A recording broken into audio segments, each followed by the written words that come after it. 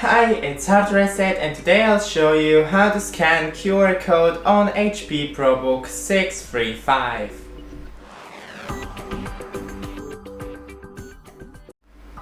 So first, open the browser and type in QR scanner. Now open the QR scanner and right in here open the camera lid. Now scan the QR code. Oops.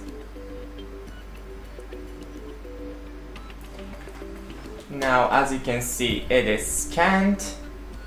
Open. And now I'm connected.